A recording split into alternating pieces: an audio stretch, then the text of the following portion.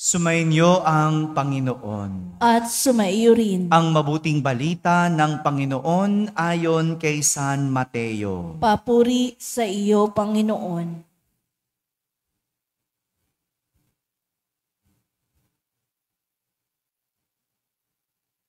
Noong panahong iyon, sinabi ni Jesus sa kanyang mga alagad, "Sa pananalangin ninyo ay huwag kayong gagamit ng napakaraming salita gaya ng ginagawa ng mga hentil.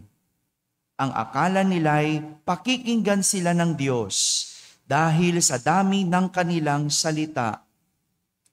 Huwag ninyo silang tutularan, sapagkat alam na ng inyong Ama ang inyong kinakailangan bago pa ninyo hingin sa Kanya. Ganito kayo mananalangin. Ama naming nasa langit, sambahin nawa ang pangalan mo. Ikaw nawa ang maghari sa amin. Sundin nawa ang iyong kalooban dito sa lupa tulad ng sa langit. Bigyan mo kami ng pagkaing kailangan namin sa araw na ito at patawarin mo kami sa aming mga kasalanan tulad ng aming pagpapatawad sa mga nagkakasala sa amin. At huwag mo kaming iharap sa mahigpit na pagsubok, kundi ilayo mo kami sa masama. Sapagkat iyo ang kaharian at ang kapangyarihan at ang kapurihan magpakailanman. Amen.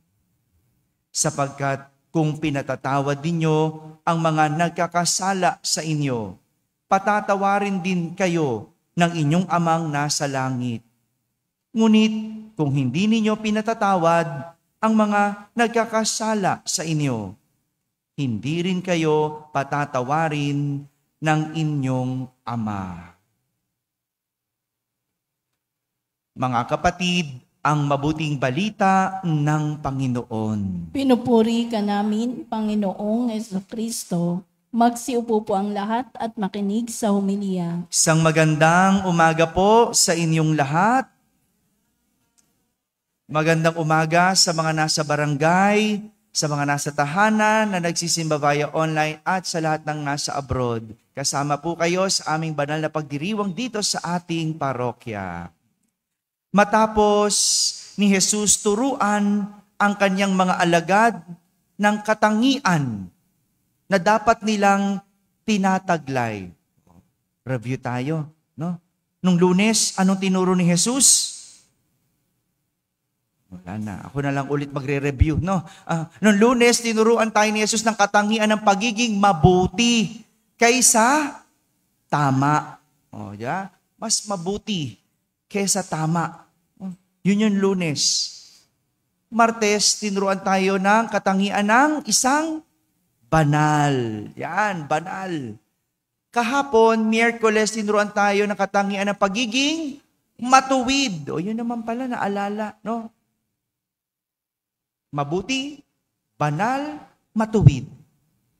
Ngayon naman, tinuturuan tayo ni Jesus ng isa pang katangian na dapat taglay ng isang alagad ni Jesus. Ito ang pananampalataya sa pamamagitan ng isang dasal. Ang panalangin na ito o ang dasal na tinuturo ni Jesus sa kanyang mga alagad ay dasal ng paghanap sa Diyos. Dasal ng paghangad sa Diyos. Gaya ng sinabi sa dasal, bigyan mo kami ng aming kakanin araw-araw. Para sa mga Hudyo, ang pagkain ito ay, ano yung sinihingi na pagkain? Hello? Tinapay, di ba?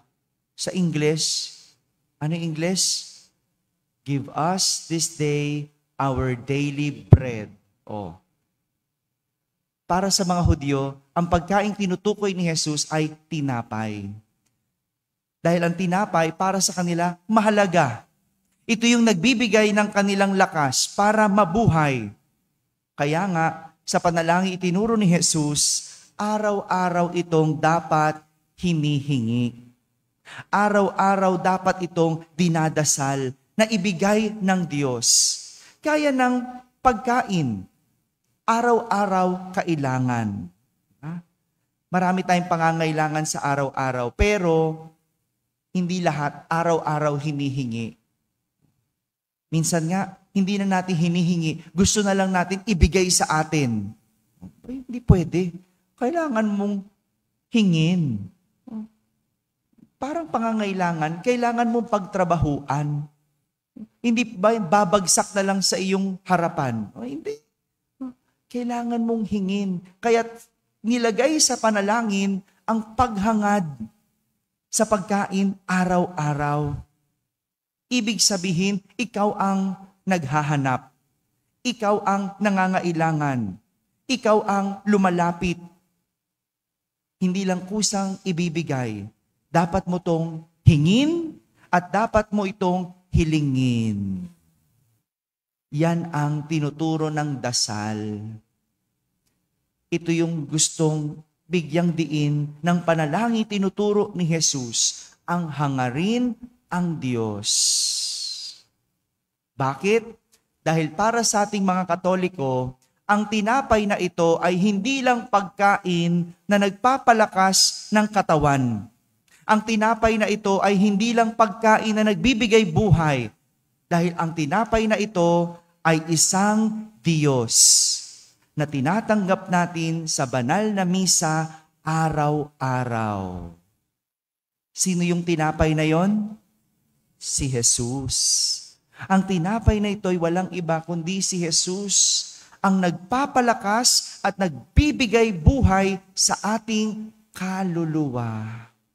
Hindi lang katawan, kundi kaluluwa.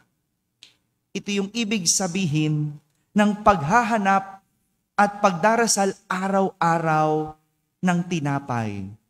Araw-araw na paghingi. Araw-araw na paglapit sa pangangailangan. Pagka sanay kang mag-almusal, pag sanay kang magkape araw-araw, at isang araw hindi ka nagkape, anong nararamdaman natin? Di ba parang may kulang? No? Meron nga yung iba no? Yung parang kape na lang yung dumadaloy sa katawan. No? Yung parang hindi makapag-isip pag walang kape. No? Bakit? Kasi sanay. Nung kami ay nasa pilgrimage, nasa Europe, no? Yung mama ko, nung pagdating na ng mga 5 araw, naghahanap na ng kanin. Walang kanin dun no? Sa loob ng 19 days, 3 beses lang kami kumain ng kanin. No? Nung nasa Lourdes, kasi doon may Filipino restaurant. No? Tsaka isa, nasa Paris, kumain kami sa Chinese restaurant, may kanin. Pero the rest, wala. So kung sanay ka sa kanin, ang init ng ulo mo. Kay nanay ko, minsan di nakakangiti Sabi mo, kala mo, masarap ganito kasi puro pasta, puro tinapay, puro mashed potato, puro salad, ganon. At ito yung tinuturo sa atin. Yung araw-araw mong hingin. Para sa mga sanay magsimba, araw-araw, alam mong may kulang. Alam mong may kulang kapag hindi ka nakapagsimba. Diba? Pero yung mga hindi sanay, hindi ko alam kung may hinahanap pa ba silang Diyos. Yung mga hindi nagsisimba, hindi ko alam kung may kulang ba sa kanilang buhay. Mabuti pa nga ang pagkain hinahanap. Kasi sanay kumain. Pero yung Diyos, hinahanap ba? Hindi sapat na tayo mamuhay ng mabuti, ng banal at matuwid na walang Diyos. Hindi sapat yon. Kaya kulang yon. Kaya yung pagpapakabuti mo, kulang kung wala kang Diyos. Yung pagpapakabanal mo, kulang kung hindi ka nagdarasal. Yung pagiging matuwid mo, kapos kung hindi ka nangangailangan sa Diyos. Mga kapatid, ito yung tinuturo sa atin. At ito yung kailangan ng isang alagad ng Diyos. Hindi lang pagiging mabuti, hindi lang pagiging banal at matuwid, kundi may pananampalataya na naghahangad at naghahanap sa Diyos araw-araw. Ito ang ibig sabihin ng Ama namin. Ang hangarin ang Diyos araw-araw. Amen? Amen. Dad, tayo po kayo. Nais ka naming ipagdasal. Kahit dyan na lang po, yan. Pagdasal natin si Badad para sa kanyang kaarawan. Panginoong Jesucristo, Ama namin, ang iyong anak na si Juby ay narito sa iyong harapan at dumadalangin. Nagpapasalamat sa araw ng kanyang kaarawan. Sa buhay na iyong bigay, pagpalain mo siya sa kanyang buhay.